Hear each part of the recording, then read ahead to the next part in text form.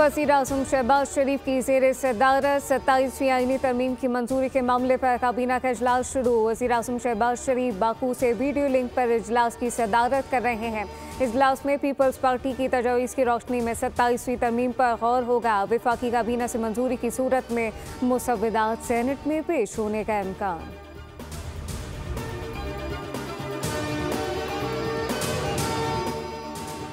NFC के तहत सूबों के फंड बढ़ सकते हैं, कम नहीं हो सकते। जब तक पार्लियामेंट में मौजूद हैं सूबों के हुकूक पर ज़र्ब नहीं आने देंगे। सूबों के फंड कम करने की हर सूरत मुखालफत करेंगे। चेयरमैन पीपल्स पार्टी बिलावल भुट्टो की मजलिस आमला के इजलास के बाद प्रेस कॉन्फ्रेंस कहा कि आर्टिकल 243 के हवाले से पीपल्स पार्टी हिमायत करेगी। आईनी अदालतें बननी चाहिए, असूली तौर पर इनके हक में है। मीसाक जमहूरियत में भी आईनी अदालतों का जिक्र है।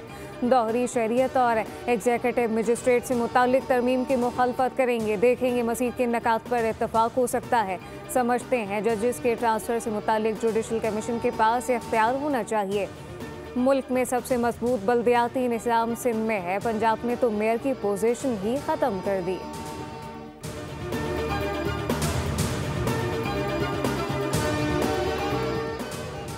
सूबों के इख्तियारात में कमी की बात की गई तो हम मुखालफत करेंगे। 27वीं तरमीम का अब तक कोई मुसव्वदा सामने नहीं आया। कुछ चीज़ें असूली तय की हैं। 26वीं तरमीम में जिन चीज़ों से हुकूमत पीछे हटी थी आज फिर लाई गई तो हम कबूल नहीं करेंगे।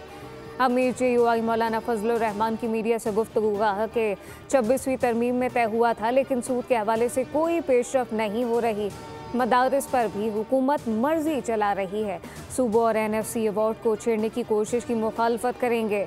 आर्टिकल 243 को दो हवालों से देखेंगे। इंतज़ामी मामला हो तो और बात है, अगर जमहूरियत को कमज़ोर करने की हुई तो कबूल नहीं करेंगे।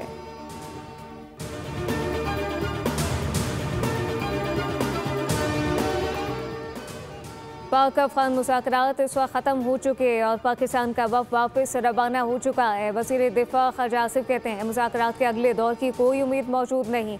अब सालिसों ने भी काबुल पर एतमाद खो दिया। वज़ीर दिफा ने वाज़ेह किया पाकिस्तान इस वक्त पाक अफगान जंगबंदी बरकरार रखे हुए है। ताहम अगर अफगान सरजमीन से किसी भी कार्रवाई की गई तो पाकिस्तान भरपूर जवाब देगा। अगर काबुल की जानिब से यकीन दहानी नहीं करवाई गई तो पाकिस्तान अपने दिफा के लिए हर मुमकिन इक़दाम उठाएगा।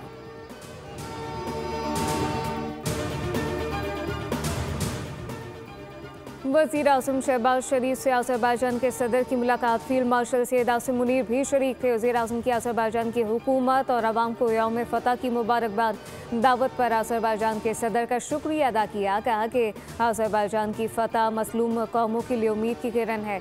कश्मीर और फ़लस्तीन के अवाम हक़ के खुद इरादियत के लिए जद्दोजहद कर रहे हैं। वज़ीर आज़म और अज़रबैजान के सदर का दो तरफ़ा ताल्लुकात के तमाम पहलुओं का जायज़ा। वज़ीर आज़म का सदर इल्हाम अलीयव को पाकिस्तान का जल्द दौरा करने की दावत। वज़ीर आज़म की आर्मीनिया के साथ तारीख़ी मुआहदे पर सदर अज़रबैजान के किरदार की तारीफ़।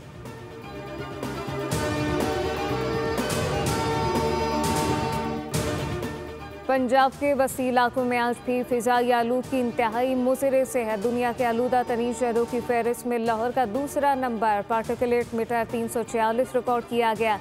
फहरिस्त में कराची 5वें नंबर पर।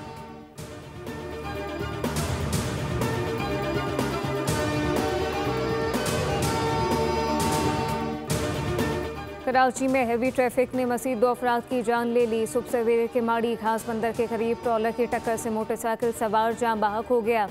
बल्दिया में वाटर टैंकर ने मोटरसाइकिल सवार शहरी को कुचल डाला। ड्राइवर फरार। मुतवफ़ी की उम्र 28 से 30 साल के दरमियान है।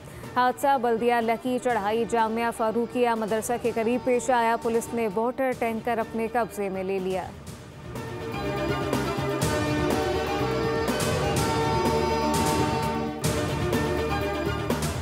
और थर पार्कर डानू धांधर शहर के करीब 3 नौजवानों की लाशें बरामद। लाशें एक ही दरख्त में फंदा लगी पाई गई। पुलिस के मुताबिक तीनों नौजवानों की उम्र 15 से 16 साल के दरमियान है।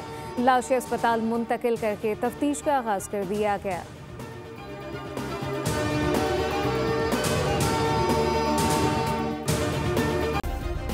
सब्सक्राइब करें और बेल दबाएं ताकि कोई खबर रह न जाए।